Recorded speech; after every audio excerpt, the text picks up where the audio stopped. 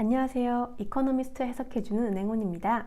오늘은 8월 27일자 에디션 Finance and Economics 섹션에 있는 한국부동산 정책에 관련된 기사를 같이 해석해보고 읽어보도록 하겠습니다.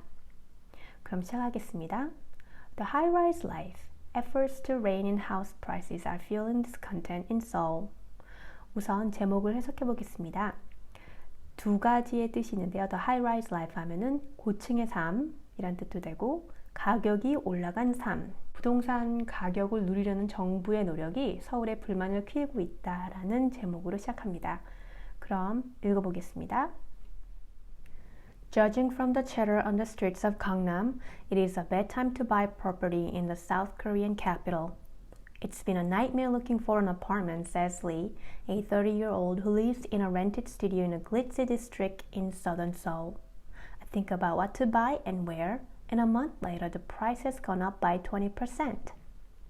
Although he has a good job at a big company and is planning to buy with his girlfriend, he worries they will have to keep renting for now. The government says they want to fight the rich, but actually they are hitting the middle class. 강남 거리에서 들려오는 풍문에 의하면 한국 수도 서울에서 부동산을 사기는 안 좋은 시기이다. 아파트를 찾는 게 악몽이었습니다. 강남의 화려한 지역에 있는 임대 스튜디오에 살고 있는 30살 이 씨가 말하길 어디에서 무엇을 살지 고민하는 동안 가격이 한 달 사이에 20%나 올랐습니다. 그는 대기업에 다니고 여자친구와 함께 아파트를 살 계획이지만 현재로서는 월세를 계속 살아야겠다고 걱정했다. 정부는 부자들과 싸우겠다 말하지만 실제로 그들은 중산층을 공격하고 있습니다. In recent months, such complaints have become more common. Greater Seoul is home to half of South Korea's population and to the vast majority of attractive jobs, schools, and entertainment options. Few people with any ambition can afford not to move there, but affording the move is hard.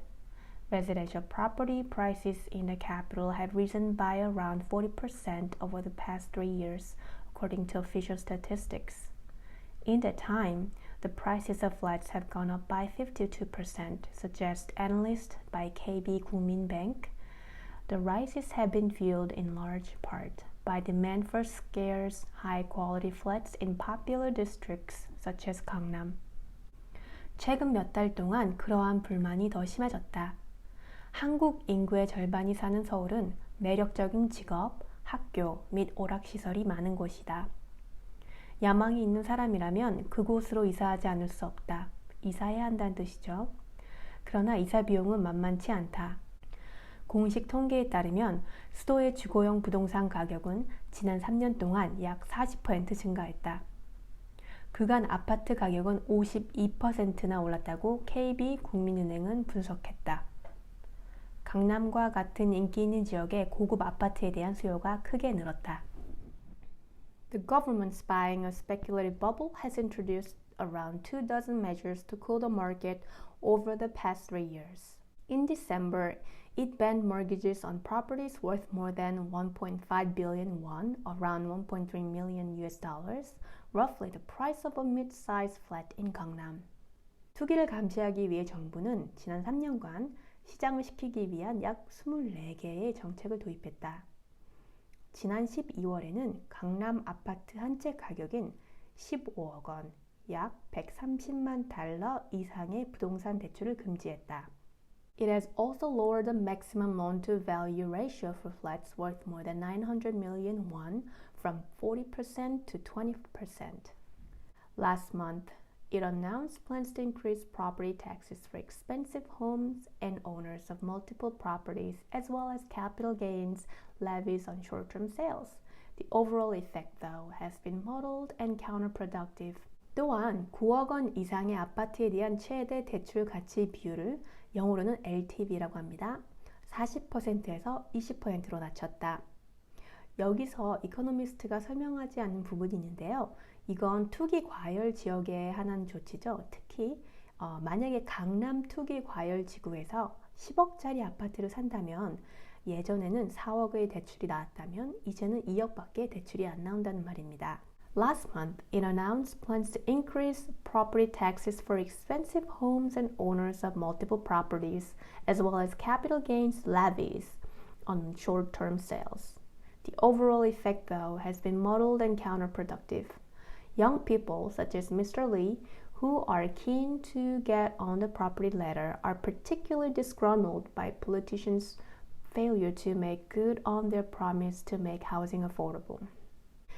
지난달에는 값비싼 주택 혹은 다주택 소유자에 대한 재산세를 인상하고 단기 판매에 대한 세금을 인상할 계획을 발표했다. 하지만 전반적인 효과는 혼란스럽고 비생산적이었다. 내 집 마련을 꿈꾸는 이 씨와 같은 젊은이들은 주택 안정 약속을 이루지 못한 정치인들에게 불만을 품고 있다. In part, the problem is that the government's effort to cool the market has been offset by monetary easing by the central bank.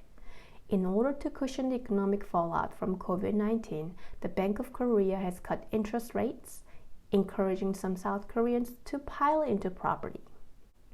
문제는 시장을 냉각하려는 정부의 노력이 중앙은행의 통화 완화로 실패했다는 것이다. 코로나로 인한 경제적 타격을 완화하기 위해 한국은행은 금리를 인하하여 사람들이 부동산으로 몰리도록 장려했다. Meanwhile, the tax proposals have angered existing investors and are likely to restrict supply.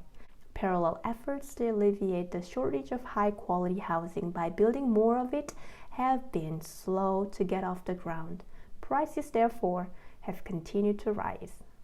한편, 새로운 부동산 세법은 기존 임대인들을 화나게 했으며 부동산의 공급을 제한할 가능성이 있다. 더 많은 주택을 건설하여 고품질 주택 부족을 해소하려는 노력은 더디게 진행되었고 따라서 가격은 계속 상승했다. The government's caps on mortgage availability have hit first-time buyers, particularly those looking to buy in affluent areas.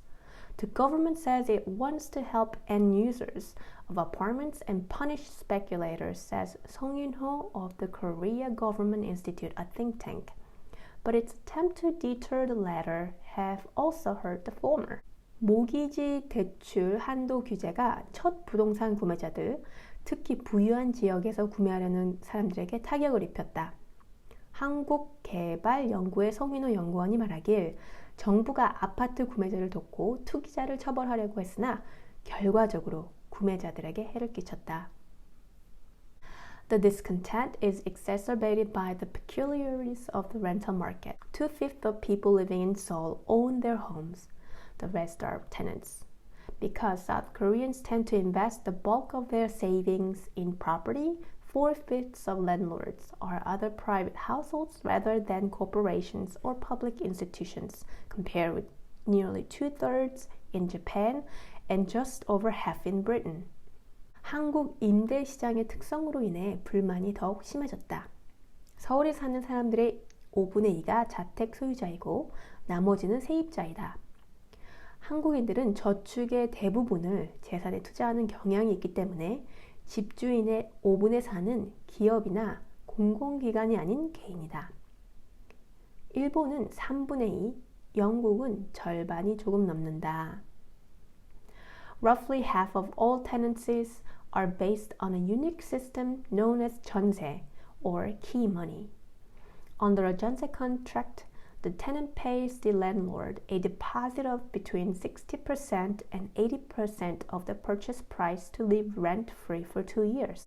한국에는 전세라는 시스템이 있는데 전세 계약에 따라 2년 동안 월세 없이 구매 가격의 60%에서 80% 사이의 보증금을 집주인에게 지불한다. But they make it hard for anyone without the savings to find anywhere affordable to live, even if they rent. Seoul may seem cheaper than cities such as London or Hong Kong when prices are compared to incomes, but it's less affordable than it looks. 그 보증금으로 집주인들은 다른 부동산을 추가 구매할 수 있다. 바로 이 시스템이 돈 없이는 집을 빌리기도 어렵게 만들었다. 가격을 소득과 비교할 때 서울은 런던이나 홍콩과 같은 도시보다 저렴해 보일 수 있다. 그러나 보기보다 비싸다. There are other strains. Household debt is high, having risen rapidly in the past. The economy as a whole is far too exposed to the property market, reckons Ham Jun-ho, a former member of the Bank of Korea's Monetary Policy Board, now at Yonsei University in Seoul. If prices fell suddenly, it would be very bad. 다른 이유도 있다. 가계부채는 과거에 비해 급격히 증가했다. 경제 전체가 부동산 투기에 과열돼 있다라고 함준호 전 한국은행통화위원 정책위원이 말했다. 갑자기 가격이 떨어지면 아주 안 좋을 것입니다. In the short term, then, the government's inability to bring down prices may be no bad thing. No one wants to see a sudden house price crash at a time when the economy is already suffering a pandemic-induced slowdown. The economic fallout from the virus could curtail household incomes. That might delay the economic recovery as people cut back on their spending in order to serve their loans, although interest rate cuts should provide some relief.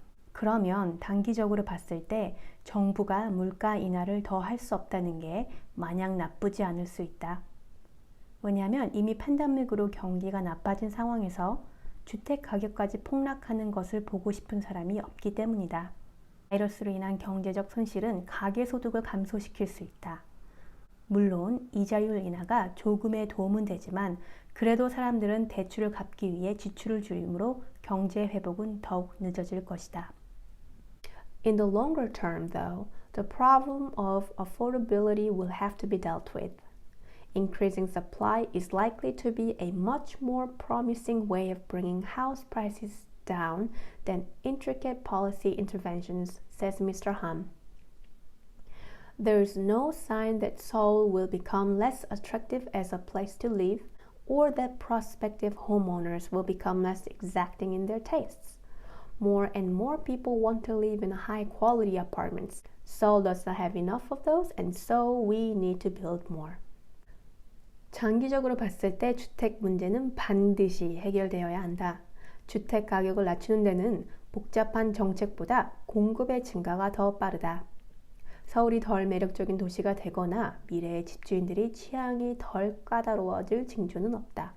더 많은 사람들이 고급 아파트에 살고 싶어 합니다. 서울에는 그 수가 충분하지 않으므로 더 많이 지어야 합니다. 라고 함 전 의원이 말했다. 네, 여기까지 해석 마치겠습니다. 오늘도 좋은 하루 보내시고 궁금한 점 있으시면 아래 코멘트에 남겨주세요. 구독과 좋아요 눌러주시면 감사드리겠습니다. 그럼 이틀 뒤 또 뵙겠습니다.